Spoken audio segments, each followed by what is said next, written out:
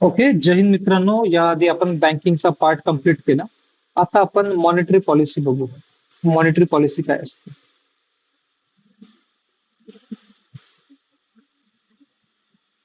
Monetary policy. आता बघा, monetary policy म्हणजे काय? जे आता आपला कॅश फ्लो झाला इकॉनॉमीमध्ये. आपण बँकिंग मध्ये बघितलं की प्रिंट नोट कोण करते, त्यानंतर नोटचा सप्लाय कसा असते, त्यानंतर याच्यामध्ये काय की मॉनिटरी पॉलिसी जे आपली आरबीआय पैसे किती छापल, पैसे बरोबर मार्केटमध्ये किती उतरवायचे, मार्केटमध्ये जर जास्त पैसे जर उतरले तर जास्त इन्फ्लेशन होऊ शकते, कमी पैसे जर उतरले तर लोकांपाशी टंचाई येईल. सो हे जे प्रॉब्लेम्स आहेत फेस कसे करायचे आणि त्यांना टॅकल कसं करायचं, त्याचं काम मॉनिटरी पॉलिसी जे आरबीआय देते. सो एक गोष्ट की जी मॉनिटरी पॉलिसी देऊन राहिली ती आहे आरबीआय. आरबीआय म्हणजे रिझर्व्ह बँक ऑफ इंडिया. आणि आरबीआयचं मेन काम काय की एक्सचेंज रेट आहे ना ते स्टेबलाइज ठेवणं. एक्सचेंज रेट म्हणजे आता 1 रुपयाच्या किमतीमध्ये आपल्याला किती सामान भेटेल, 10 रुपयाच्या किमतीमध्ये किती सामान भेटून राहिलं. सो तो जो एक्सचेंज रेट आहे ना तो आपल्याला स्टेबल ठेवायचा आहे. सो मॉनिटरी पॉलिसीचं एक काम काय की stabilise exchange rate. Exchange rate. आता 10 रुपयाबद्दल, 10 रुपयाचं जर आपल्याला काय म्हणते 1 किलो आलू भेटत असेल, सो तो रेट असा एकदम बरोबर राहिला पाहिजे ना, जास्त महाग पण गेला पाहिजे. नाही तर असं होईल की 10 रुपयात फक्त आपल्याला 1 पाव आलू भेटून राहिले. आता बघा, 1/4 किंमत घसरली, रुपीची किंमत घसरली म्हणू शकतो, किंवा आलूची डिमांड, आलूचा सप्लाय कमी झाला. सो आरबीआयचं काम काय की जी आपली कॅश आहे त्याची किंमत बरोबर ठेवणं. कॅशची जर किंमत बरोबर राहील आपल्या, तरच काय म्हणते आपल्या मनीला व्हॅल्यू राहील आणि जे नोट आहे ते चालू आहे. आता आता आरबीआयची पॉलिसी कशी असते? Monetary policy.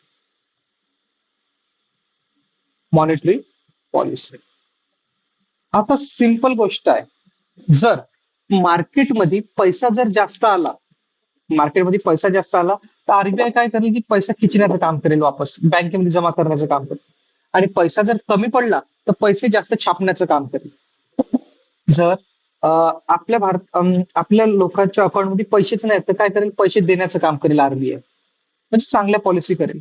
आणि जर पैसे लोकांपाशी खूप आहे मग ते काय करेल, पैसे खिचण्याचं काम करेल. आता एक्झाम्पल, आता आपण घेऊ, आपल्याला घ्यायची आहे काय म्हणते, फोर व्हीलर घ्यायची आहे. आता ही झाली फोर व्हीलर. ही नवीन टाईपची फोर व्हीलर आहे. ओके. आपल्याला घ्यायची आहे फोर व्हीलर. आता बघा, माणसाकडे जर पैसा असेल, जास्त पैसा असेल, तो हा इझिली फोर व्हीलर घेऊन घेईल. आणि ज्या माणसाकडे पैसा नसेल तो काय करणार, ते काच साफ करेल त्या फोर व्हीलरची. त्याच्याकडे पैसा आहे, याच्याकडे पैसा नाहीये. सो आरबीआय का करेल की याला पैसा देण्याचं काम करेल, याचे पैसे कसे वाढवेल ते बघा, आणि याच्याकडून पैसा घेण्याचं काम करेल आरबीआय. सो बघा, मॉनिटरी पॉलिसी दोन प्रकारची असते. एक असते एक्सपान्शनरी, एक्सपान्शनरी, आणि एक असते कॉन्ट्रॅक्शनरी. कॉन्ट्रॅक्शनरी. आता बघा, एक्सपान्शनरी मध्ये काय करताय आरबीआय, जी रेपो रेट आहे ते काय करेल, रेपो रेट कमी करेल.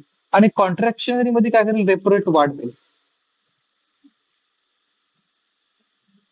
आरबीआय.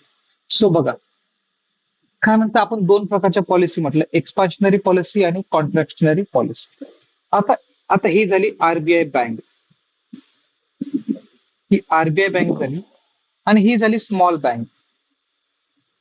ओके. सो आता या स्मॉल बँकला पाहिजे पैसे. आता या स्मॉल बँकला पैसे पाहिजेत, हे कुणापासून मागेल? हे मागेल आरबीआय कडून. ओके. सो या बँकने आरबीआय कडून पैसे मागितले. आता आरबीआयचा घरचा तर धंदा आहे, नाही आरबीआयने सुद्धा प्रॉफिट कमवायचं आहे.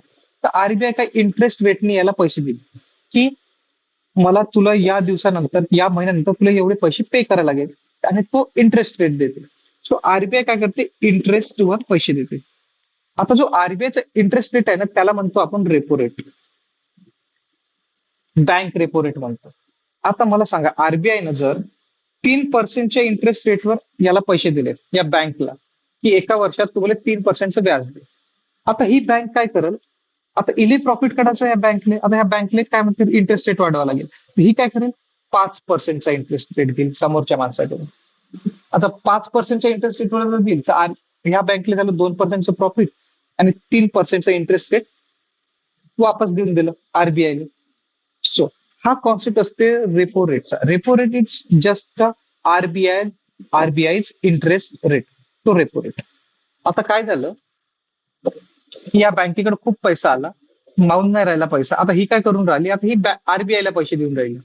आरबीआयला काय म्हणते, आम्ही तुझ्याकडे जमा ठेवतो म्हणते, तर तू आम्हाला इंटरेस्ट रेट दे. मग आरबीआय काय करते, रिव्हर्स रेपो रेट देते. रिव्हर्स रेपो रेट म्हणजे बँकेला पैसे भेटून राहिले, आता बँकेला व्याज भेटून राहिले, रिव्हर्स रेपो रेट.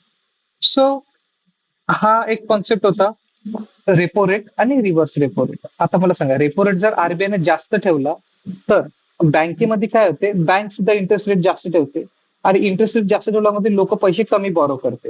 म्हणजे आता रेपो रेट मुळे आपण पॉलिसी बघू की एक्सपान्शनरी पॉलिसी कशी राहील आणि कॉन्ट्रॅक्शनरी पॉलिसी कशी राहील. आता बघू एक्सपान्शनरी. आता बघ एक्सपान्शनरी मध्ये काय आहे, जर आरबीआयनं रेपो रेट जर कमी ठेवला ना, आरबीआयनं रेपो रेट कमी ठेवला, तो बँकनं सुद्धा काय म्हणले इंटरेस्ट रेट कमी केला. आता बँकनं इंटरेस्ट रेट कमी केला तर लोकांना लोन जास्त घेतले. आता लोकांना लोन जास्त घेतले, लोकांपाशी पैसा जास्त येऊन राहिला. ही झाली एक्सपान्शनरी पॉलिसी. आता बघू कॉन्ट्रॅक्शनरी पॉलिसी. आता कॉन्ट्रॅक्शनरी पॉलिसी मध्ये काय झालं, आरबीआयनं रेपो रेट खूप हाय केला. आता आरबीआयनं रेपो रेट हाय केला, आता बँकनं सुद्धा रेट हाय केला, इंटरेस्ट रेट. आता बँकनं इंटरेस्ट रेट हाय केला तर लोकांना सुद्धा इंटरेस्ट जास्त द्यायला लागेल, तर लोक काय करणार, लोन कमी घेईल. लोक लोन कमी घेईल. सो जो पैसा आहे ना तो मार्केटमधून खिचून राहिला. हा जो पैसा आहे मार्केटमधून वापस जाऊन राहिला. पण एक्सपान्शनरी पॉलिसीमध्ये पैसा वाढून राहिला, म्हणजे आरबीआयच पैसे देऊन राहिला. सो हा रेपो रेटचा कॉन्सेप्ट पडते. रेपो रेटनी इंटरेस्ट रेट, पैसा किती जाणार आहे, काय जाणार आहे हे माहिती पडते. होप सो सिंपल भाषेमध्ये रेपो रेटचा कॉन्सेप्ट समजला असेल. रेपो रेट मध्ये असं जास्त आहेच नाही काहीच. समजला का रेपो रेटचा कॉन्सेप्ट? ओके. आता बघू आपण मॉनिटरी मॉनिटरी पॉलिसी कमिटी बघू. कमिटी आहे मॉनिटरी पॉलिसी कमिटी. याच्यामध्ये कोण कोण राहते, मॉनिटरी पॉलिसी कमिटी. आता बघा मॉनिटरी पॉलिसी कमिटी असते, ज्याच्यामध्ये सर्वात मेन कोण राहील, आरबीआयचा गव्हर्नर. त्याच्यानंतर एक असते डेप्युटी गव्हर्नर, कुठचा राहील तो, मुंबईचा राहील. आणि 3 गव्हर्नमेंटचे लोक. ओके. सो अशी किती आहे, 5 लोकांची कमिटी आहे. मॉनिटरी पॉलिसी कमिटीमध्ये 5 लोक आहे, आरबीआयचा गव्हर्नर, एक डेप्युटी गव्हर्नर आणि 3 गव्हर्नमेंट. आणि आणि यांना काय करायला लागते, प्रत्येक 6 मंथ मध्ये रिपोर्ट द्यायला लागते. प्रत्येक 6 मंथ मध्ये मॉनिटरी पॉलिसीची रिपोर्ट द्यायला लागते. मॉनिटरी पॉलिसी रिपोर्ट देते वाले. दर 6 महिन्यांनी ही जी मॉनिटरी पॉलिसी कमिटी आहे ना, रिपोर्ट आपली जाहीर करते. आता बघा मॉनिटरी पॉलिसी कशी असते. मॉनिटरी पॉलिसी आता एक असते क्वांटिटेटिव्ह मॉनिटरी पॉलिसी. क्वांटिटेटिव्ह, आता शब्द क्वांटिटेटिव्ह आहे ते याचा अर्थ असाच आहे की व्हॅल्यूशी रिलेटेड असेल. व्हॅल्यूशी रिलेटेड म्हणजे कोणतं पैशाची रिलेटेड असेल, मॉनिटरी एक थिंग्सच्या रिलेटेड असेल. क्वांटिटेटिव्ह म्हणजे क्वांटिटी म्हणजे जसं आपण मोजू शकतो त्या प्रकारे मोजण्याची रिलेटेड आहे monetary policy. So quantitative approach बघू की क्वांटिटेटिव्ह अप्रोच कसे वापरते, की ज्या पद्धतीने आपण थांबू शकतो. सो फर्स्ट असते एक बँक रेट असते. Bank rate. आता बँक रेटलाच आपण एक रेपो रेट म्हणतो. Bank rate, repo rate. Bank rate म्हणजे कसं की बँका लोन घेते आरबीआय पासून बँक रेटने. सो तो झाला बँक रेट. त्यानंतर येते C R R, cash reserve ratio. आता कॅश रिझर्व्ह रेशो म्हणजे काय, जर आरबीआय कडे कोणी 100 रुपये जर टाकले कोणत्या बँकमध्ये, तर त्या बँकला मिनिमम 4%चं कॅश रिझर्व्ह रेशो स्वतःपाशी ठेवायला लागेल. कॅश रिझर्व्ह रेशो स्वतःपाशी ठेवा लागेल. कोणाला? बँकला त्यावेळेला. सो 4 रुपये ते देऊ नाही शकत कोणाला. त्यानंतर एक असते, थर्ड असते SLR. SLR म्हणजे स्टॅच्युटरी लिक्विडिटी रेशो. काय म्हटलं मी? Statutory liquidity ratio.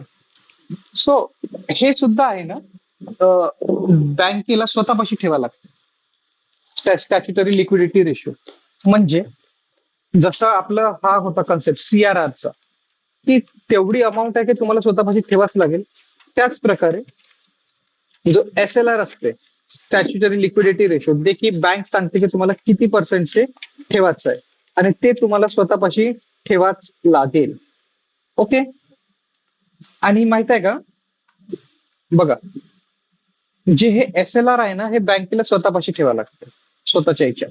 आता एक्झाम्पल SLR असते 18%चा SLR असते, तसं आताचा 18%चा SLR चालू आहे. करंट मध्ये माहित नाही मला किती आहे, बट चेक करू शकता. सो ही जी अमाऊंट आहे ना, बँकेला स्वतःपाशी ठेवा लागेल सेल. बट हा जो CRR असते ना, कॅश रिझर्व्ह रेशो, हा तुम्हाला RBI मध्ये जमा करायला लागते. आणि RBI याच्यावर व्याज देत नाही काहीच. नो इंटरेस्ट, काही व्याज नाही भेटत या CRR वर. 4%च आहे. म्हणजे आता विचार करा, 100 रुपये होते आपल्याकडे, 100 रुपयामध्ये 4% CRR RBI कडे दिले याने. त्याच्यानंतर 18% SLR स्टॅच्युटरी लिक्विडिटी रेशो, म्हणजे तुमच्याकडे मिनिमम अमाऊंट पाहिजे तेवढी.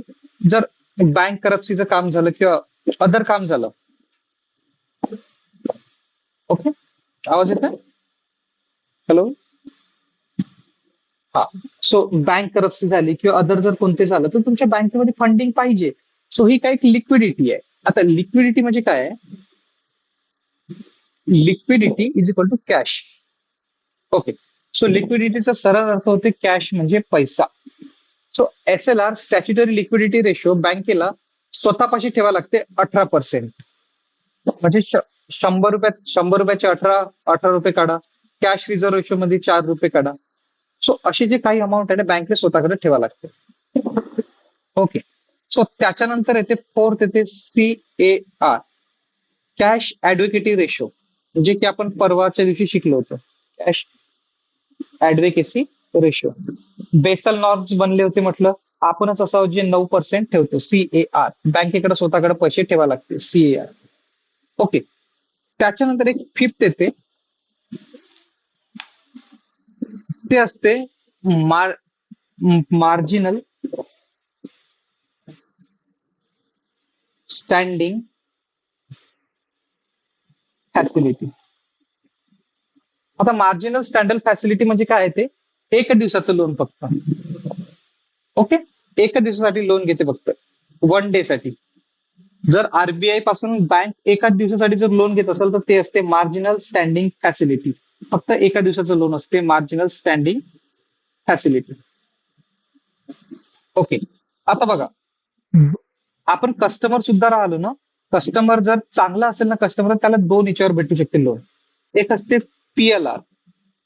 PLR म्हणजे primary landing rate.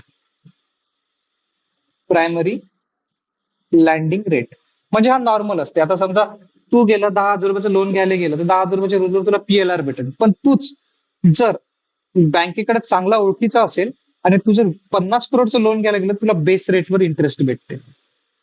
Base रेटवर. Base रेटवर म्हणजे तुला सांगते कमी इंटरेस्ट भेटेल. त्याच्यानंतर एक कॉन्सेप्ट सरप्लसचा. सरप्लस म्हणजे जास्त पैसा. ओके. सो सरप्लसचा कॉन्सेप्ट म्हणजे जास्त पैसा. त्यानंतर आपण सांगितलं रिव्हर्स रेपो रेट काय असते. रिव्हर्स रेपो रेट बँक, जे RBI बँक आहे ते बँक लोकांना देते. सो त्याच्यानंतर येते ओपन मार्केट ऑपरेशन्स. थर्ड एक बघू, ओपन मार्केट ऑपरेशन. आता ओपन मार्केट ऑपरेशन मध्ये काय करते?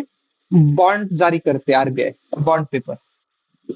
त्या बॉन्ड पेपरचे लोकायले बॉन्ड पेपर घेते आणि पैसा जमा करते. लोकायले बॉन्ड पेपर देऊन राहिला आणि पैसा जमा करून राहिले. बॉन्ड पेपर द्यायचा, पैसा जमा करायचा. ओके.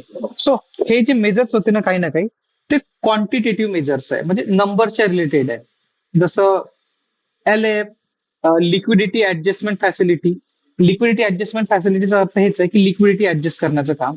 बँक रेट जे आरबीआय देते. CRR, cash reserve ratio concept आहे, जे की बँकला आरबीआय कडे जमा करायला लागते 4% अमाऊंट. 1,000 आले तर 1,000 रुपयातून काम ते 40 रुपये जमा करायला लागेल.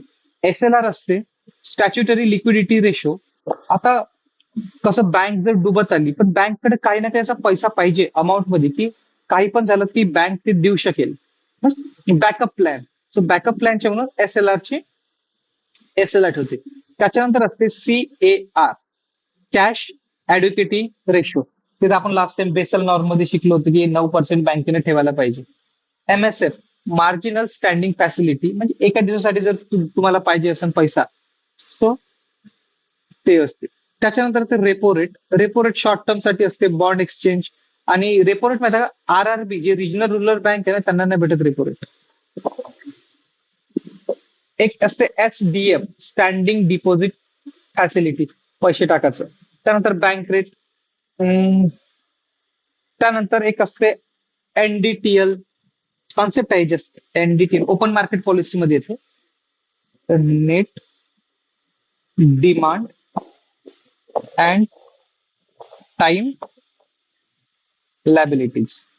याचं काहीच तेवढं काम नाही. Net demand and time liabilities हे पैशाचं रिलेटेड आहे. सो त्यानंतर येते सेकंड जे मेथड येते ते क्वालिटेटिव्ह मेथड.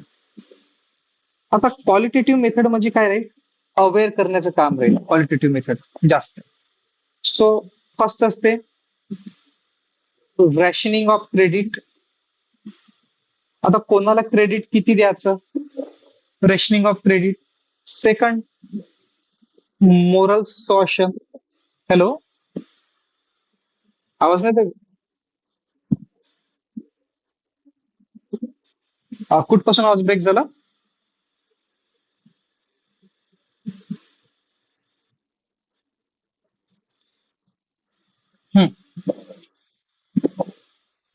ओके बघा. Okay. Open market operation. Open market operation मध्ये काय करते की आरबीआयने ती बॉन्ड पेपर जारी करते त्यांचे काही ना काही. सो बॉन्ड पेपर लोकांना देते आणि लोकांना काय म्हणते, तुम्ही आमचे बॉन्ड घ्या, काही वेळापर्यंत आम्ही तुम्हाला व्याज देईल आणि तुम्ही तुमचा पैसा आम्हाला द्या. सो हे काय झाली, कॉन्ट्रॅक्शनरी पॉलिसी झाली, कॉन्ट्रॅक्शनरी पॉलिसी, कारण की पैसा खिचण्याचं काम करून राहिलं. त्यानंतर एक NDTL चा कॉन्सेप्ट येते, net demand and time liabilities, म्हणजे चेक करते की पैसा बरोबर येत आहे का, जात आहे का बरोबर. डिमांड आणि टाइम लायबिलिटीज म्हणजे जे आपले हे होते ऍसेट्स होते किंवा लायबिलिटीज ते बरोबर परफॉर्म करत आहे का. सो NDTL चा कॉन्सेप्ट आहे. त्यानंतर क्वालिटेटिव्ह अप्रोच येते. आता क्वालिटेटिव्ह अप्रोच म्हणजे काय झालं की लोकांना समजवण्याचं काम झालं. जसं रॅशनिंग ऑफ क्रेडिट, अवकात पाहून आपलं क्रेडिट कार्ड वर लोन भेटन.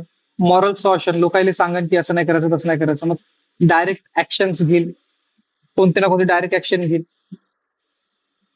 डायरेक्ट ऍक्शन घेईल. आणि त्यानंतर येते change in marginal requirement on security loans.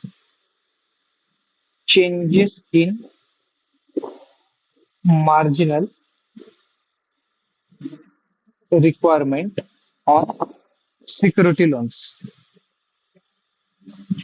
म्हणजे जे लोन्स आहे ना, लोन्स मध्ये थोडं फेरबदल करण्याचं काम करा. ते क्वालिटेटिव्ह मेथड्स. सो मॉनिटरी पॉलिसीचे दोन मेथड्स होते, क्वांटिटेटिव्ह मेथड आणि क्वालिटेटिव्ह मेथड. मॉनिटरी पॉलिसी दोन प्रकारची असते, कॉन्ट्रॅक्शनरी असते आणि एक्सपान्शनरी असते.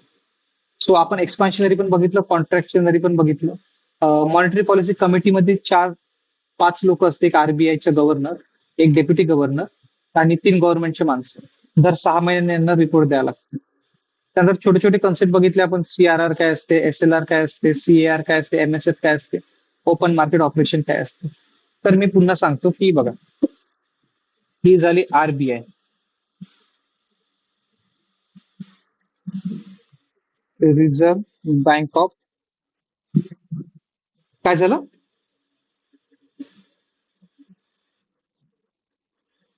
हा हा, क्वालिटेटिव्ह अप्रोच असेल.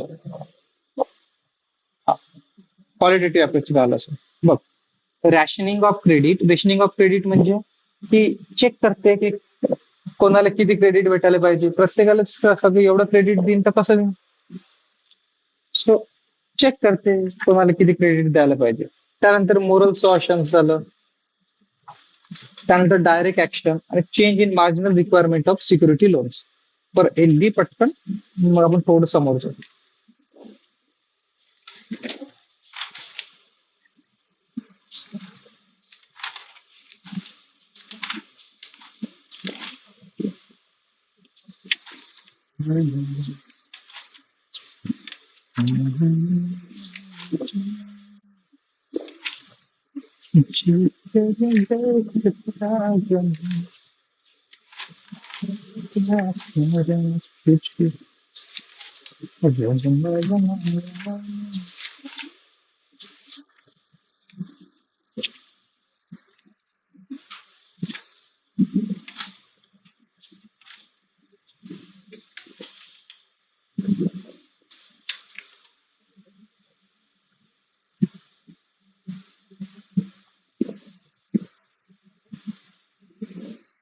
हा हॅलो, झालं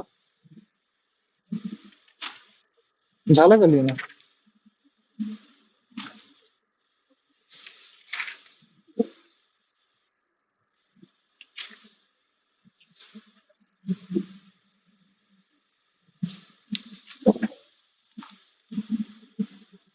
हॅलो, झालं का लिहिणं शुभम? हं? बघा, एक लिक्विडिटी ऍडजस्टमेंट फॅसिलिटीचा कन्सेप्ट सांगितलं होतं ना. त्याचं काय, लिक्विडिटी ऍडजस्टमेंट फॅसिलिटी काय करते की it is a tool that allow banks to borrow money through repurchase agreement or for banks to make loans to the RBI through reserve repo rate. म्हणजे कोणते ऍसेट झाले किंवा आरबीआय चे bond झाले ना, ते बाय करण्याचं काम करते लिक्विडिटी ऍडजस्टमेंट रेट. सो तेवढं लिक्विडिटी ऍडजस्टमेंट रेटवर प्रश्न नाही विचारत. होप सो समजलं असेल. समोर जायचं.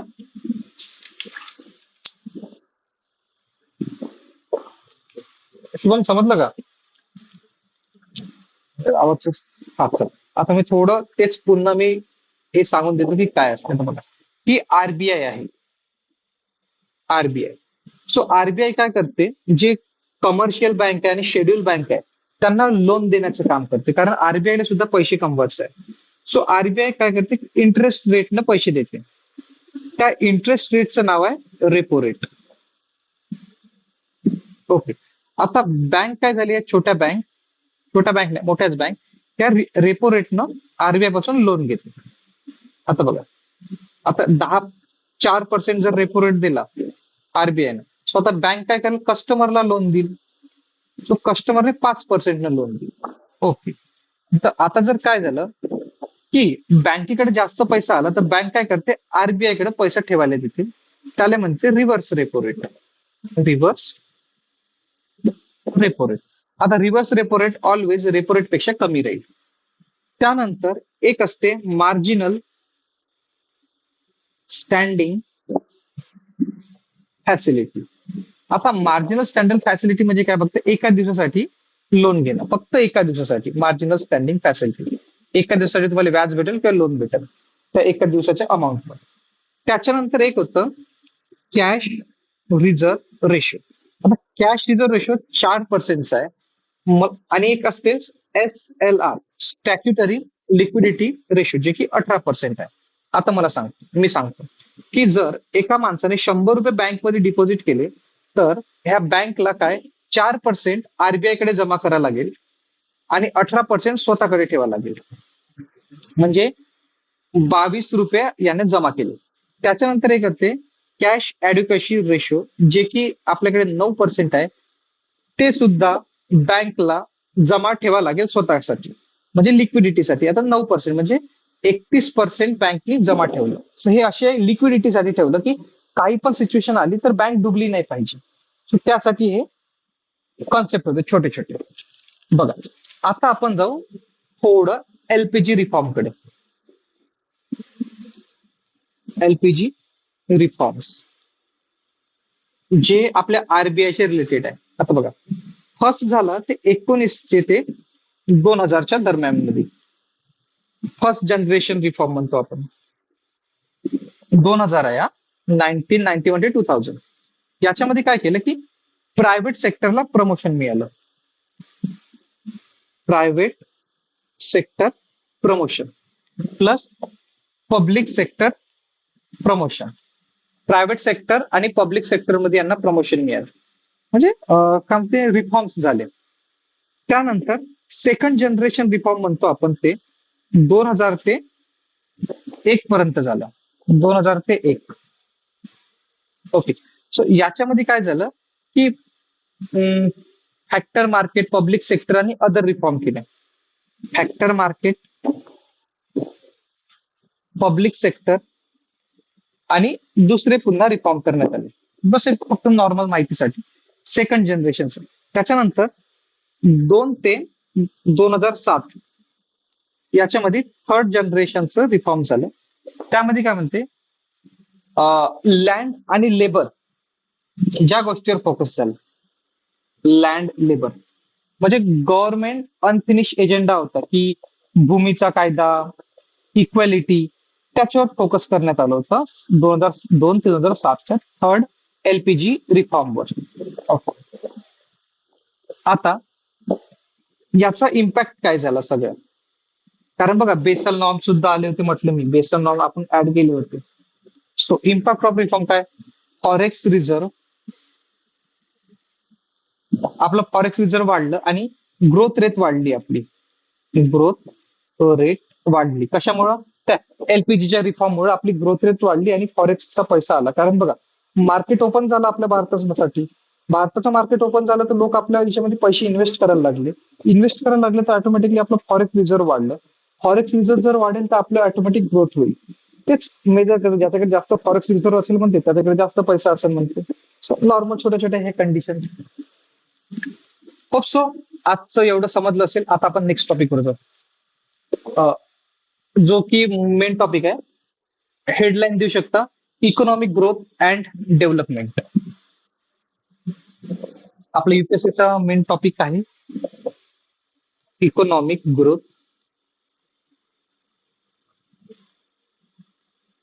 अँड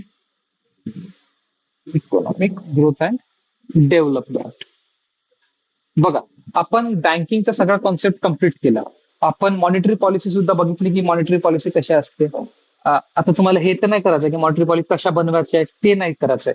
आपल्याला मॉनिटरी पॉलिसी कशी होती, त्याचे अप्रोचेस कसे होते ते शिकायचे होते. आणि आपण शिकलो होते की मॉनिटरी पॉलिसी कॉन्ट्रॅक्शनरी असते किंवा एक्सपान्शनरी असते. मेजर्स दोन असते, क्वालिटेटिव्ह अप्रोच आणि एक्सपान्शनरी अप्रोच. त्यानंतर एलपीजीचा काय म्हणते बेनिफिट काय झालं, फॉरेक्स रिझर्व्ह वाढले आपले आणि ग्रोथ रेट चांगले झाले. So economic growth and development. आता मला सांगा, आता डेव्हलपमेंट जर करायची असेल ना तर लोकांपाशी आला पाहिजे पैसा. लोकांपाशी पैसा असेल तरच लोक हे करू शकते. सो एक पॉलिसी आहे, तिचं नाव आहे ट्रिकल डाऊन इकॉनॉमिक्स. काय आहे ट्रिकल डाऊन इकॉनॉमिक्स. आता ट्रिकल डाऊन इकॉनॉमिक मध्ये काय करेल, जे गव्हर्नमेंट आहे ना ते अमीर लोकांवर पैसा खर्च करेल आणि अमीर लोक पुअर लोकांवर पैसा खर्च करेल. ट्रिकल डाऊन अप्रोच म्हणजे याला टॉप टू बॉटम अप्रोच म्हणू शकतो आपण. टॉप बॉटम अप्रोच म्हणजे गव्हर्नमेंट वरच्या लोकांवर पैसा खर्च करून राहिली आणि मग वरचे लोक खालच्या लोकांवर पैसे खर्च करून राहिले. आता एक्झाम्पल देतो पा. आता ही झाली गव्हर्नमेंट. ओके. आता गव्हर्नमेंटने काय केलं, टॅक्स कट केला. टॅक्स मध्ये थोडी कमी आणली. आता टॅक्स कोण भरते, जे मोठे मोठे लोक आहे ते टॅक्स भरते. आपल्यासारखे लोक टॅक्स भरत नाही, अमीर लोक टॅक्स भरते. सो गव्हर्नमेंटने काय केला, टॅक्स कट केला. अरे टॅक्स कट केला तर या लोकांकडे काय पैसा जास्त उरला, हे लोक काय करणार, इन्व्हेस्टमेंट जास्त करेल. आता मला सांगा, ह्या लोकांनी इन्व्हेस्टमेंट जास्त केली तर आपल्यासारखा बेरोजगार लोकांना काय भेटेल, जॉब भेटेल. आता बघा, हा झाला गरीब गरीब माणूस, गरीब माणसाला जॉब पाहिजे. आता याला जर जॉब भेटला तर हा काय करेल, पोरगी पटवेल. पोरगी पटवण, पैसा येण्याच्याकडे तिच्यावर खर्च करेल. पहा ऑटोमॅटिकली स्पेंडिंग झाली. आता मनी आली, आता पोरीवर काय करून राहिला, खर्च करून राहिला. spend. Yes, this is top bottom approach. गव्हर्नमेंटनं अमीर लोकांसाठी टॅक्स कट केला, अमीर लोकांनी इन्व्हेस्टमेंट केली, यानं पोरगी पटवली, पैसा खर्च केला, ऑटोमॅटिक खर्च येऊन राहिला, ऑटोमॅटिक इकॉनॉमिक ऍक्टिव्हिटी चालू झाली. सिंपल गोष्ट. सो हा होता टॉप टू बॉटम अप्रोच, ज्याला म्हणतो आपण ट्रिकल डाऊन अप्रोच. याला काय म्हणतो आपण? Trickle down approach. आता बोला सांगतो, जो इकॉनॉमिक ग्रोथ आहे ना, इकॉनॉमिक ग्रोथ ग्रोथ आहे क्वांटिटेटिव्ह. बघा, ग्रोथ जर असेल ना तर आपण नंबर नुसार पाहू शकतो, आपल्या एवढ्या बिल्डिंग बनल्या, हे झालं ते झालं. तर इकॉनॉमिकल ग्रोथ आहे ते क्वांटिटेटिव्ह. बट इकॉनॉमिक डेव्हलपमेंट आहे ना ते क्वालिटेटिव्ह अप्रोच आहे. क्वालिटेटिव्ह. आता बघा डेव्हलपमेंट कशी होईल? बघा, माणसाची काय म्हणते मनोवृत्ती सुधारण. माणूस 10 पोरीकडे बघण्यापेक्षा एकाच पोरीकडे बघेल, अफेअर करण्यापेक्षा एकाच सोबत चांगलं राहील. हे झालं क्वांटिटेटिव्ह. आता ग्रोथ म्हणजे काय झालं? एक पोरी पकडून त्यानं 10 पोरी पकडल्या, हा ग्रोथ झाला, त्याची ग्रोथ येऊन राहिली. त्याची डेव्हलपमेंट होऊन राहिली का? नाही, त्याची ग्रोथ झाली. बट डेव्हलपमेंट म्हणजे त्याला संस्कार आले, तो समजून राहिला का नाही, प्यार मोहब्बत धोका आहे, पडलो बेटा आज मौका आहे. सो असा जो कॉन्सेप्ट असेल तो इकॉनॉमिक डेव्हलपमेंटचा कॉन्सेप्ट झाला. पण हा कॉन्सेप्ट काय इकडला इकॉनॉमिक ग्रोथचा झाला. सो इकॉनॉमिक ग्रोथ आहे ना ते क्वांटिटेटिव्ह असेल. ग्रोथ आता जीडीपी झाली, हे झालं, ते आपल्याला कसं माहित पडेल की क्वांटिटेटिव्ह आहे, आकड्यानुसार माहित पडेल. पण डेव्हलपमेंट कसं? प्रत्येक माणसं सुधरून राहिले, लोक लोक काय म्हणते, रस्त्यावर थुकण्यापेक्षा आज कचरापेटीत जाऊन तंबाखू थुकून राहिले. सो डेव्हलपमेंट झालं. सो इकॉनॉमिक ग्रोथ आणि इकॉनॉमिक डेव्हलपमेंटचा हा कॉन्सेप्ट होता. ओके. सो आता एक नंतरचा कॉन्सेप्ट बघू, महत्वाचा कॉन्सेप्ट आहे जो आहे inclusive growth. Important topic, inclusive growth. बघा, कोणता टॉपिक बघू आपण? Inclusive growth. इन्क्लुसिव्ह ग्रोथ हा कॉन्सेप्ट कधी आला? 2007 मध्ये आला, इन्क्लुसिव्ह ग्रोथचा. बघा, इन्क्लुसिव्ह ग्रोथचा मी डेफिनेशन सांगतो. is a process as well as outcome in which all people participate and equally benefited by it. म्हणजे नरेंद्र मोदीचा नारा कोणता होता? सबका साथ सबका विकास. सो इन्क्लुसिव्ह ग्रोथचा कॉन्सेप्ट काय? सबका साथ सबका विकास. सबका साथ सबका विकास. बघा, रियालिटीमध्ये जो इन्क्लुसिव्ह ग्रोथचा कॉन्सेप्ट आहे, it is very much beneficial. कारण जर फक्त एकच टाईपचा वर्ग वाढून राहिला आणि एक टाईपचा वर्ग डाऊन होऊन राहिला, सो मग ते काय इनइक्वेलिटी येऊन राहिली. आपल्याला इनइक्वेलिटी नाही पाहिजे, आपल्याला पाहिजे इन्क्लुसिव्ह ग्रोथ. सो सबका साथ सबका विकास. सो इन्क्लुसिव्ह ग्रोथचे काही पिलर्स असते. काही पिलर्स म्हणजे काही ऑब्जेक्टिव्ह असते. आता आपण बघू ऑब्जेक्टिव्ह म्हणजे पिलर्स बघू. आता बघा, याचे 4 खंबे आहे. पहिला खंबा काय? इक्वॅलिटी. इन्क्लुसिव्ह ग्रोथ मध्ये काय पाहिजे म्हणते? इक्वॅलिटी. Second, good governance. आपलं गव्हर्नन्स जर चांगलं राहील, आपली गव्हर्नमेंट चांगली राहील, तरच इक्वॅलिटी राहील. नाही तर हे शाले काम ते एकमेकांशी झगडत राहते, आपले काम ते राईट्स गेले चुलीमध्ये, इलेक्शन आलं तर बहुत मोठे मोठे वादे करते, बाकी मग सोडून देते. सो इक्वॅलिटी असायला पाहिजे, गुड गव्हर्नन्स असायला पाहिजे त्या कंट्रीमध्ये, ट्रान्सपरन्सी असायला पाहिजे आणि अकाउंटेबिलिटी असायला पाहिजे. काय? अकाउंटेबिलिटी. अकाउंटेबिलिटी म्हणजे कसं? शुभमनं 10 करोडचं काम ते टॅक्स भरला, तर शुभमले विचारता आलं पाहिजे का माझ्या 10 करोडचं तुनं का केलं, बता तूने मेरे 10 करोड का क्या किया. आणि गव्हर्नमेंटनी काय ठेवायला पाहिजे? ट्रान्सपरन्सी ठेवायला पाहिजे का, हो बाबू त्या 10 करोडचं मीनं मेकअप केलं नाही, जॉर्जिया मेलोनी सोबत मी फिरायला गेलो. Okay. So equality, good governance, accountability and transparency. So आणि एक फोर्थ येते पिलर, तो सस्टेनेबिलिटी. अरे हो बाबा, तू मेलोनी सोबत फिरून आला तर त्याचा बेनिफिट तर काय झाला पाहिजे ना आम्हाला इन्क्लुसिव्ह ग्रोथ मध्ये आमच्या कंट्रीला. तो होते सस्टेनेबिलिटीचा कॉन्सेप्ट. सो 4 पिलर इन्क्लुसिव्ह ग्रोथचे. इक्वॅलिटी पाहिजे, गुड गव्हर्नन्स पाहिजे, अकाउंटेबिलिटी अँड ट्रान्सपरन्सी पाहिजे, आणि फोर्थ म्हणजे सस्टेनेबिलिटी पाहिजे. सस्टेनेबिलिटी म्हणजे खरंच टिकलं पाहिजे ते वस्तू. आता तुम्ही PM prime minister Narendra Modi आपल्या इंडियाचे आहे, जॉर्जिया मेलोनी इटलीची आहे. आता खरंच ती जर टिकली तर याचं रिलेशनशिप चालन, जर नाही टिकली तर तरी मोदी भाऊ आहे सपोर्ट करायला, तिने देते म्हणा support. Okay. So HDI, human development index. आता हा जो HDI आहे ना, खरं बघा, HDIचं कामच आहे की इन्क्लुसिव्ह ग्रोथ चेक करण्याचं काम करेल.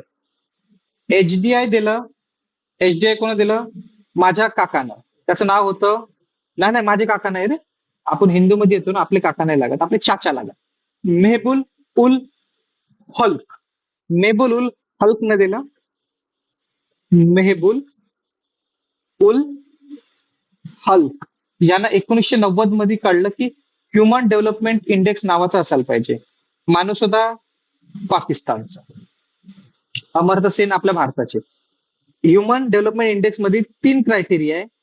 एक आहे नॉलेज, नॉलेज म्हणजे study, standard of living, standard of living म्हणजे कसे राहता तुम्ही, आणि थर्ड आहे तुमचं हेल्थ. त्याचं पार्टिशन आहे 1/3, 1/3, 1/3. सो या 3 पार्टिशन नुसार HDIचा हे निघते. त्यानंतर येते GII. GI याचा फुल फॉर्म काय? Gender inequality index. Okay. So त्याच्यानंतर येते सेकंड जेंडर. हे आपण शिकलो पण तरीच फास्ट मध्ये थोडं इनइक्वॅलिटी इंडेक्स. सो याच्यामध्ये आपला नंबर 122वा होता जेव्हा मी शिकत होतो तेव्हा. 170 कंट्री आहे आणि 122वा नंबर होता. सो जेंडर इनइक्वॅलिटी इंडेक्स याच्यामध्ये काय फोकस काय? Reproductive health, reproductive health, woman empowerment. Woman empowerment म्हणजे seats in parliament, secondary education, आणि फोर्थ आहे लेबर मार्केट पार्टिसिपेशन. बघा, लेबर मार्केट पार्टिसिपेशन. सो 3 गोष्टीवर फोकस आहे जेंडर इनइक्वॅलिटी इंडेक्स. आता ह्युमन डेव्हलपमेंट इंडेक्स आणि जेंडर इनइक्वॅलिटी इंडेक्सची स्टडी करण्याचं कारण काय असतं बघा. Inclusive growth. इन्क्लुसिव्ह ग्रोथ म्हणजे काय? सबका साथ सबका विकास. ह्युमन डेव्हलपमेंट इंडेक्स कशावर फोकस करते? डेव्हलपमेंटवर फोकस करून राहिलं. आणि त्यानंतर जेंडर इनइक्वॅलिटी इंडेक्स कशावर फोकस करताय? इनइक्वॅलिटीवर फोकस करताय. जर ज्या कंट्रीमध्ये डेव्हलपमेंट आणि इनइक्वॅलिटी बरोबर असेल तेच कंट्री काय म्हणते सबका साथ सबका विकास जाऊन राहिली. नाही तर म्हणू शकतो की आपण आता पण जाती धर्म भेदवर भांडण करून राहिलो. तो एक कॉन्सेप्ट नंतरचा.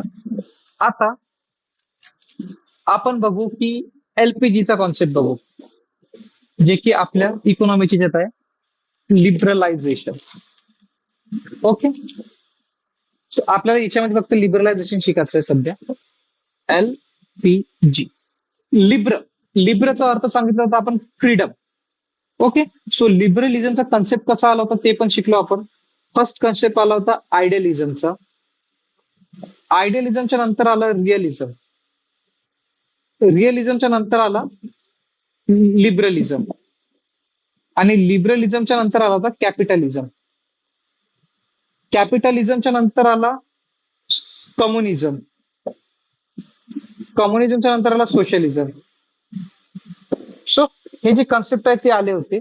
आता आपण बघू की लिबरलायझेशनचा कन्सेप्ट आला आणि आपल्या भारतामध्ये त्याचा काय परिणाम झाला. ओके. सो आपण देखेंगे लिबरलायझेशन. लिबर म्हणजे फ्रीडम, झेशन म्हणजे प्रोसेस. सो लिबरलायझेशन मध्ये काय झाली? फ्रीडम भेटली. फ्रीडम. फ्रीडम कोणाला भेटली बघा, आपल्या कंपन्याला भेटली आणि बाहेरच्या कंपन्याला सुद्धा भेटली. सो आपल्या इथं काय चालत होतं? आधी परमिट राज चालत होतं. परमिट राज म्हणजे परमिशन घ्यायला लागत होती. परमिशन कोणाला? बाहेरच्या कंपनी. बाहेरच्या कंपनीला काय आले? भारतामध्ये यासाठी. आणि कोटा होता की एवढ्याच याच्यात तुम्ही पार्टनरशिप करू शकता, तेवढं शकतो. याच्यामध्ये काय झालं? कोटा आणि परमिट राज संपवण्यात आला होता 1991 मध्ये. काय? परमिट राज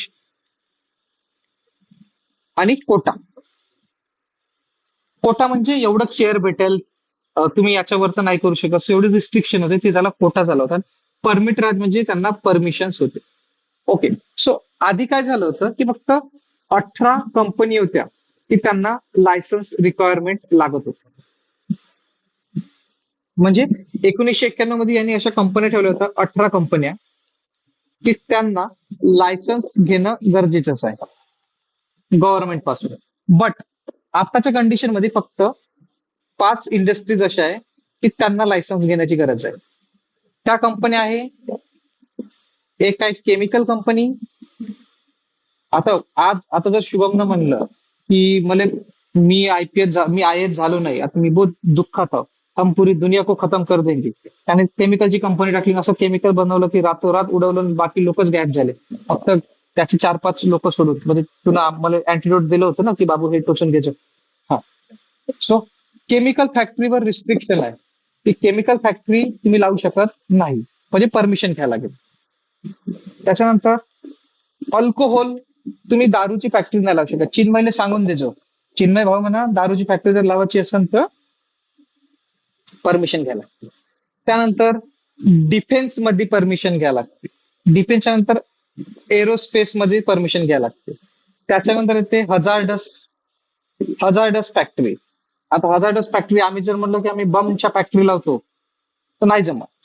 त्यानंतर कोल मायनिंग झालं, सिगारेट तर केमिकल मध्ये येईल. सो ह्या अशा काही इंडस्ट्रीज होत्या, 5 इंडस्ट्रीज, ज्याच्यावर आताही सुद्धा लिबरलायझेशन झालंय तरी आपल्याला परमिशन घेण्याची आवश्यकता आहे. आधी 1991च्या वेळेस काय होतं, 18 होत्या. मग हळूहळू आपल्या गव्हर्नमेंटला समजू आलं की चल काय करणार आहे. मग अशा 5 मेन ब्रांच होत्या. त्या 5 मेन ब्रांचसाठी याने हे ठेवलं की तुम्हाला परमिशन लागेल. आता काय झालं, role of public sector enterprises कमी केला. आता जे पब्लिक सेक्टर होतं ना, पब्लिक सेक्टर याने काय केलं, कमी केलं. हळूहळू याने काय केलं, गव्हर्नमेंट प्रायव्हेटायझेशनवर फोकस केलं. प्रायव्हेटायझेशन जास्त करण्यात आलं, पब्लिक सेक्टरच्या कंपन्या विकवाक करण्यात आलं. आता बघा, आपली जी गव्हर्नमेंट कंपनी आहे ना, ते जर विकत असेल, जशी एअर इंडिया आपली भारताची कंपनी होती, तिला विकलं, सो त्या प्रोसेसला म्हणते डिस इन्व्हेस्टमेंट. त्या प्रोसेसला काय म्हणत, डिस इन्व्हेस्टमेंट. डिसइन्व्हेस्टमेंट म्हणजे काय झालं की आपला जो माल आहे ना तो समोरच्याला विकणे, आपला माल समोरच्याला विकले, डिसइन्व्हेस्टमेंट. त्याच्यानंतर काही लिबरायझेशनच्या जर प्रोसेस झाल्या 1991 मध्ये, तर फॉरेन फंडिंग चालू केली. सो फॉरेन फंडिंग मध्ये येते एफडीआय, फॉरेन डायरेक्ट इन्व्हेस्टमेंट, आणि एक येते एफपीआय, फॉरेन पोर्टफोलिओ इन्व्हेस्टमेंट, म्हणजे फॉरेनची कंपनी सुद्धा आपल्या याच्यात इन्व्हेस्टमेंट करू शकते. याच्यामध्ये बेनिफिट काय झालं की आपली जी मार्केट होती त्याच्यामध्ये कॉम्पिटिशन वाढलं. Competition in economy. आता साहजिक गोष्ट आहे, जर तुम्ही लिबरलायझेशन झालं 1991च्या आधी, आपल्या भारतामध्ये परमिशन नव्हती की बाहेरच्या कंपन्या लावू शकेल, आपला धंदा चालू करू शकेल. पण 1991च्या नंतर धडाधड इन्व्हेस्टमेंट आली. लोक म्हणे शाला अपनी कंपनी लगाएंगे, अपनी कंपनी लगाएंगे, यहाँ से पैसा छापेंगे, वहां से पैसा छापेंगे. सो मग प्रत्येक मध्ये काय कॉम्पिटिशन आलं. कॉम्पिटिशन झालं. आता जो माणूस 10 रुपयाची अगरबत्ती विकून राहिला तो 5 रुपयाची अगरबत्ती विकून राहिला. मेणबत्तीची किंमत त्यानं कमी केली. सो कॉम्पिटिशन वाढून राहिले. आता शुभमनं चालू केलं काय म्हणते, पॅरासिटामॉलचा बिझनेस. चिन्मयने चालू केलं पॅरासिटामॉलचा बिझनेस. आता चिन्मय म्हणे की पैसा कमी कमी करत आपण 4 रुपयाला विकू मध्ये, तर मग शुभम म्हणजे मी 4 रुपयाला विकतो. याच्यामध्ये कॉम्पिटिशन वाढलं. आता कॉम्पिटिशन वाढवलं तर आमच्यासारख्या लोकांना फायदा होईल. आमच्यासारखा माणूस काय म्हणून, बाबा 4 रुपयाला भेटताय ना, म्हणून बहुत बढिया, म्हणून बेच बोले तू 4 रुपये में 5 की अगर वस्तू 4 रुपये में भेट रही तो अपने कोई फायदा आहे. सो इकॉनॉमीमध्ये कॉम्पिटिशन वाढलं. लिबरलायझेशनचा बेनिफिट हा झाला. सो अजून एकदा बघू की लिबरलायझेशनचा बेनिफिट काय झाला, शॉर्ट मध्ये बघू. लिबरलायझेशन आपल्या भारतामध्ये कधी झालं, 1991 मध्ये. लिबरलायझेशन मुळे काय मिळालं, आपल्याला फ्रीडम मिळाली. आपल्या भारत देशामध्ये आधी परमिट राज होता आणि कोटा राज होता. परमिट राज म्हणजे परमिशन घ्यायला लागेल, आणि कोटा म्हणजे स्पेसिफिक त्या इंडस्ट्रीसाठीच तेवढंच होतं का तेवढ्या जागाच्या वर तुम्हाला भेटणार नाही. 18 इंडस्ट्रीज अशा होत्या की आधी तुम्हाला लायसन्स घ्यायला लागेल गव्हर्नमेंट पासून. ते लायसन्स घेत घेत तुम्ही काम, ते कधी तुमचे पोरायचे लग्न होऊन जाईल ना, पोरायचे पोरं होऊन जाईल माहित नाही पडेल. सो 18 इंडस्ट्रीजचं लायसन्स प्रोसेस होती. पण आता काय झालं, फक्त 5च इंडस्ट्रीजला लायसन्स लागते, जसं केमिकल, अल्कोहोल, डिफेन्स, एरोस्पेस आणि hazardous. Chemical, alcohol, defence, aerospace, hazardous. Chemical, alcohol, defence, aerospace आणि हजार्डस. सो या पाच या फील्डमध्ये तुम्हाला लायसन्स लागते. याच्यामध्ये काय झालं, लिबरलायझेशन, गव्हर्नमेंट आपला माल विकायला लागली, आपल्यापासून टॅक्स घेते, कंपनी मिळते आणि डिसइन्व्हेस्टमेंट करते. फॉरेन इन्व्हेस्टमेंट वाढले, एफडीआय फॉरेन डायरेक्ट इन्व्हेस्टमेंट असते, एफपीआय फॉरेन पोर्टफोलिओ इन्व्हेस्टमेंट. इन्व्हेस्टमेंटच्या टाईपवर शिकू आपण काय असते ते. मग इकॉनॉमीमध्ये कॉम्पिटिशन वाढायला लागली. बरोबर आहे, साहजिक गोष्ट आहे. सस्ता सस्ता जर पैसा येऊन राहिला तर येणारच आहे. हा, आता येते प्लॅनिंग इन इंडिया. हा कॉन्सेप्ट संपला आपला. Economic growth, development, inclusive development, त्यानंतर इन्क्लुसिव्ह ग्रोथ आणि एलपीजी. आपण काय काय शिकलो? Economic growth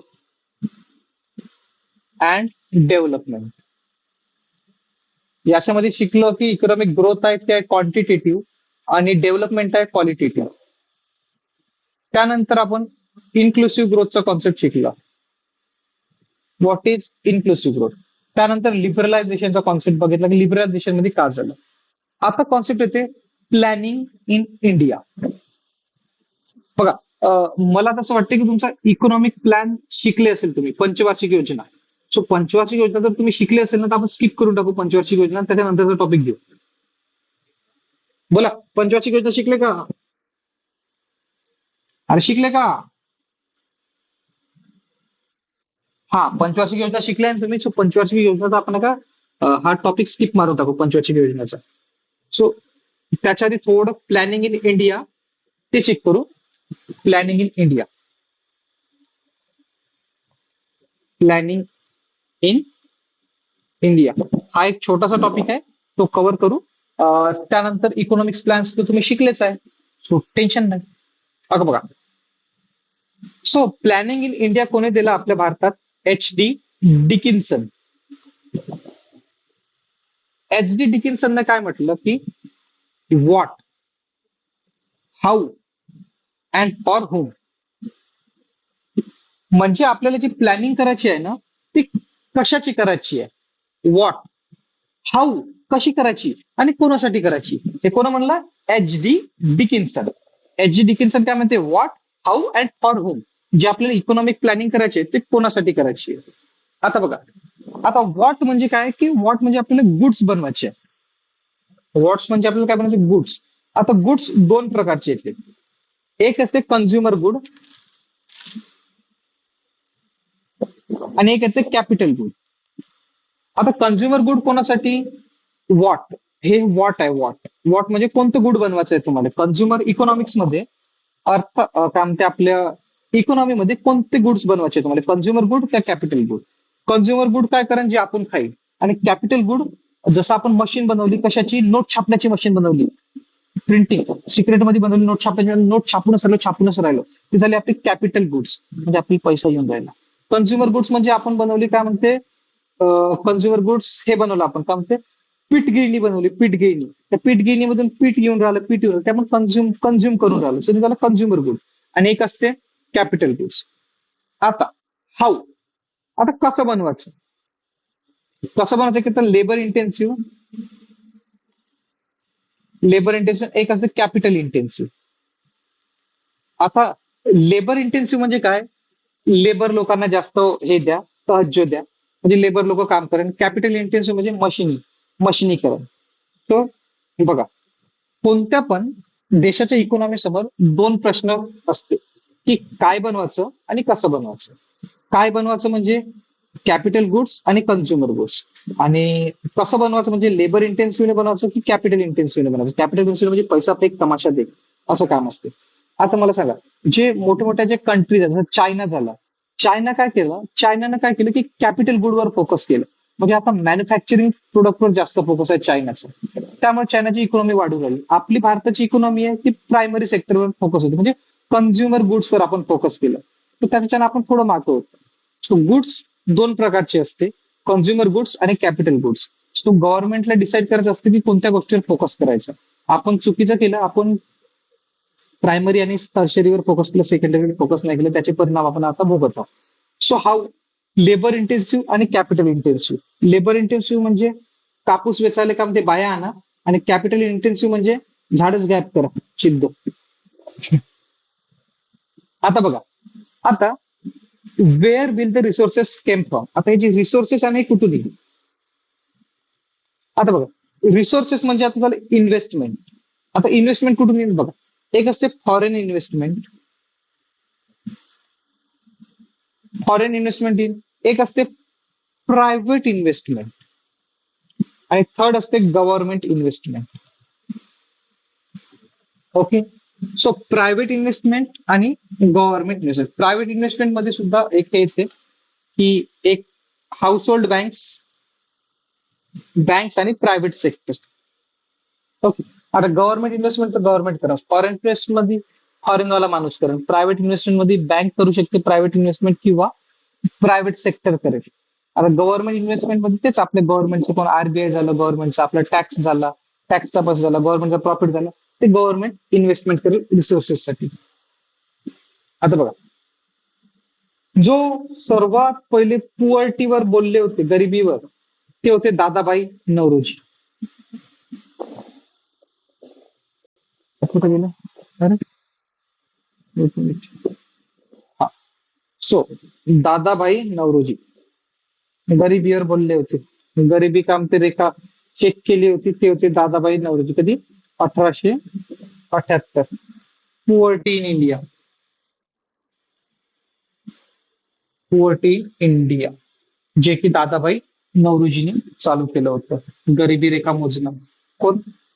poverty India. गरिबी रेखा कशी मोजेल? तेच आपली इन्कम मोजेल, जीडीपी मोजेल.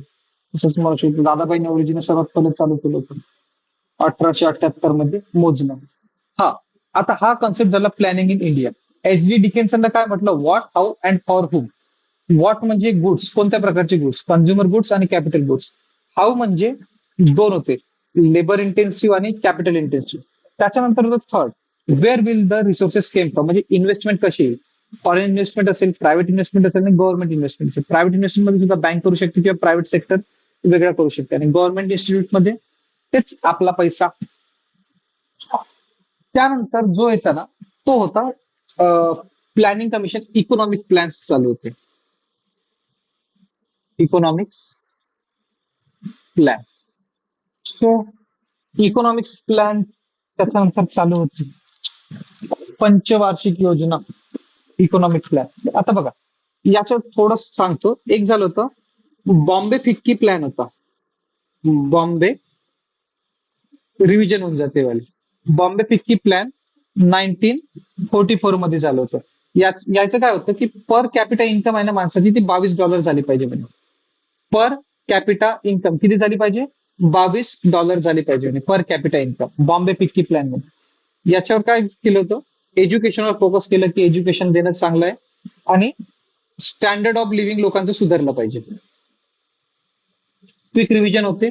इन्फ्रास्ट्रक्चरवर फोकस करण्याचं काम केलं होतं यांनी, की इन्फ्रास्ट्रक्चर चांगलं करायला पाहिजे.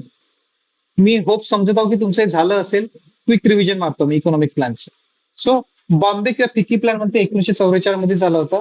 पर कॅपिटा इन्कम $22 आलं पाहिजे म्हणजे, आणि 15 वर्षानंतर किती झालं पाहिजे म्हणे? ते $45 झालं पाहिजे म्हणे 15 वर्षानंतर.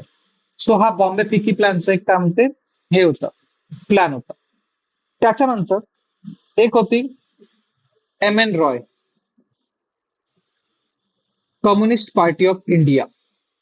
कम्युनिस्ट पार्टी ऑफ इंडिया कधी बनली होती? 1945 ची गोष्ट आहे वाली. ज्यांनी काय म्हणलं, नॅशनलाइज, यांनी पीपल्स प्लॅन आणला. पीपल्स प्लॅन कोणी? M N रॉयनी.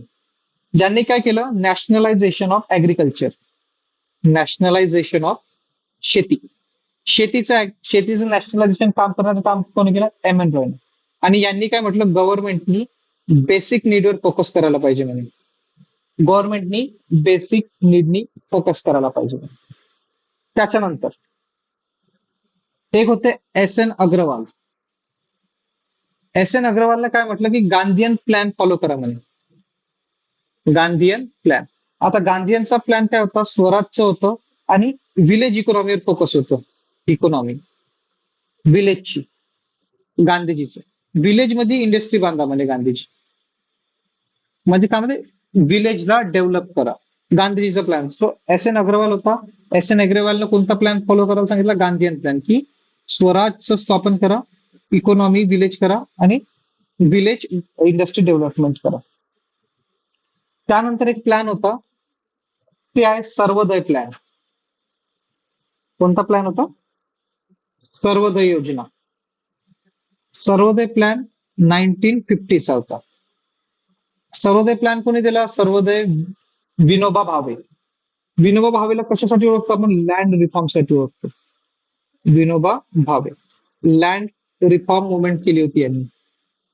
Land reform movement म्हणजे विचार करा, अरे माणूस आपल्या घराचं काम ते लहानचा तुकडा तरी देत नाही, ह्या माणसाने एवढी मोठी संपत्ती दान केली आणि आपले लोक छान घरा लहानचा तुकडा तरी देत नाही.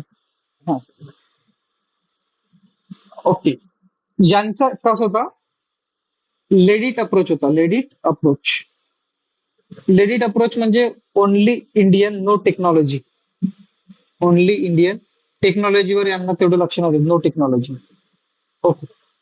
सो आता जर कोणतं पण जर प्लॅनिंग करायचं असेल ना आपल्याला, प्लॅनिंग करताना काय करायला लागेल? प्रोसेस लक्षात ठेवावं लागेल. त्याचे वेल डिफाईन्ड ऑब्जेक्टिव्ह असायला पाहिजे आणि जे रिसोर्सेस आहे त्याचं ऑप्टिमायझेशन असायला पाहिजे.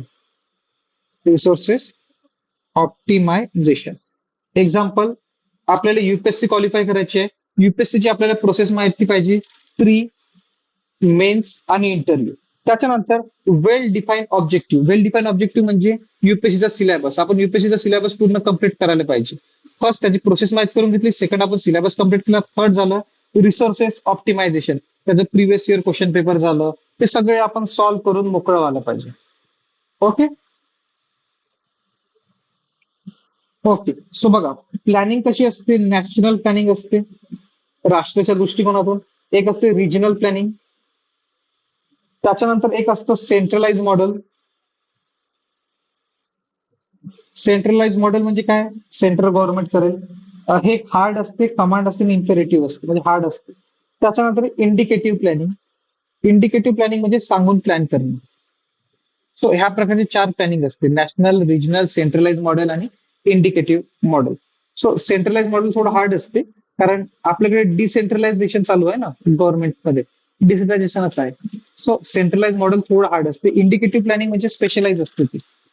आता त्यानंतर चालू होते प्लॅनिंग कमिशन. प्लॅनिंग कमिशन कधी चालू झालं आपल्याकडे? 15 मार्च 1950 मध्ये. त्याचा चेअरमॅन असते प्राईम मिनिस्टर. यांचे डायमेन्शन काय? पॉलिसी स्कीम बनवणं, बजेट अलोकेशन, प्लॅन मॉनिटर आणि इव्हॅल्युएट करणं. सो आधी काय होतं? प्लॅन बजेट होता. नॉन प्लॅन बजेटवर लक्ष नव्हतं घेतं. रेव्हेन्यू रेव्हेन्यू बजेट आणि कॅपिटल बजेट नावाची वस्तू होती. त्यानंतर मग ते हे झालं, नॅशनल कमिशन, प्लॅनिंग कमिशन झालं. Planning commission. हा, एक लक्षात ठेवा, 20 पॉइंट प्रोग्राम, 20 सूत्री कार्यक्रम इंदिरा गांधीनं चालू केला होता. Member of parliament local area board development, 5 crore annual fund. म्हणजे जे एमपी असते ना, एमपी लोकांना 5 करोड फंडिंग भेटते. त्यानंतर decentralise planning in India. Decentralise planning म्हणजे bottom of planning, encourage people participation. Decentralisation चालू केलं होतं. जसं आपलं 1972 का 1991 असं काहीतरी ऍक्ट आहे, जे की पंचायत राजला घटनात्मक दर्जा मिळाला होता. सो ते चालू झालं होतं. त्यानंतर तुम्ही तर समज शिकलेच असेल. हा. सो उद्या आपण चालू करू पब्लिक फायनान्स आणि fiscal policy. Public finance and fiscal policy. Okay. So आपण आता थोडं बघू की आपण काय काय कम्प्लीट केलं होतं. बघा, सुरुवातीमध्ये टॉपिक्स नाही का असं लिहित जा. आपण बेसिक इकॉनॉमी कम्प्लीट केलं. Basic economy. बेसिक इकॉनॉमीच्या नंतर आपण शिकलो मनी. व्हॉट इज मनी. मनीच्या नंतर आपण शिकलो इन्फ्लेशनचा कॉन्सेप्ट. इन्फ्लेशनच्या कॉन्सेप्टच्या नंतर शिकलो आपण बँकिंग. बँकिंग मध्ये शिकलो आपण मॉनिटरी पॉलिसी. Monetary policy. त्यानंतरचा 5th कॉन्सेप्ट येते, तो होता इकॉनॉमिक ग्रोथ. डेव्हलपमेंट आणि इन्क्लुसिव्ह ग्रोथ. त्यानंतर शिकलो आपण लिबरलायझेशनचा कॉन्सेप्ट. त्यानंतर आपण शिकलो की planning commission in India. Planning in India करू आपण. प्लॅनिंग इन इंडिया की काय असते, गुड्स एचडी डिकेन्सनला काय. त्यानंतर पंचवार्षिक योजना, 5 इयर प्लॅन्स, जे की तुम्ही शिकले आहे. 5 इयर प्लॅन. सो त्याच्यानंतर उद्यापासून आपण शिकू पब्लिक फायनान्स आणि fiscal policy. Public finance and fiscal policy. So उद्या हे शिकू. उद्या पब्लिक फायनान्स आणि फिस्कल पॉलिसी सगळं कम्प्लीट करून टाकू. त्यानंतर मग टॅक्सेशन वर जाऊ. जाऊ. चलो, आजच्यासाठी इथंच मी लेक्चर बंद करतो. डाऊट असेल तर विचारा.